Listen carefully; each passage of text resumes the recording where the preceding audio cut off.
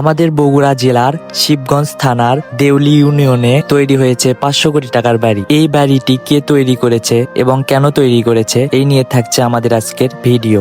Hello everyone, আসসালামু আলাইকুম। আপনারা সবাই কেমন আছেন? আশা করি ভালো আছেন। আবারও আপনাদের সামনে নতুন একটি ভিডিও নিয়ে হাজির হলাম। ভিডিওটি স্কিপ না করে সম্পূর্ণ ভিডিওটি দেখতে থাকুন।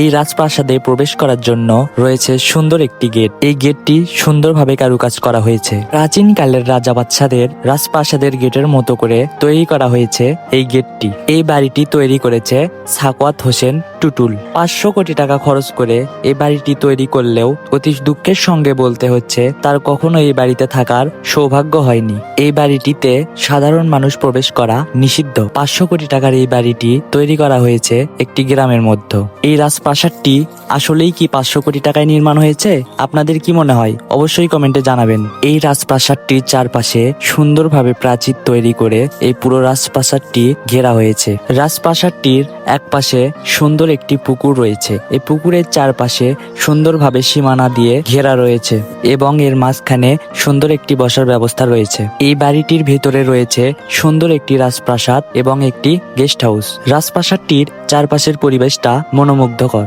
এই প্রাসাদটির চারপাশের পরিবেশটা আপনাদের কেমন লেগেছে অবশ্যই কমেন্টে জানাবেন। 500 কোটি টাকার এই পুরো বাড়িটিকে রাজপ্রাসাদের মতো ডিজাইন করে তৈরি করা হয়েছে। বাড়িটির ছাদে সুন্দরভাবে কারুকাজ করা হয়েছে ও বাড়িটির সৌন্দর্য বৃদ্ধি করার জন্য ছাদে গাছ লাগানো হয়েছে। টুটুল ছোটবেলা থেকে গ্রামের ঘর বাড়িগুলোর থেকে আলাদা কিছু তৈরি করার স্বপ্ন দেখেছিল।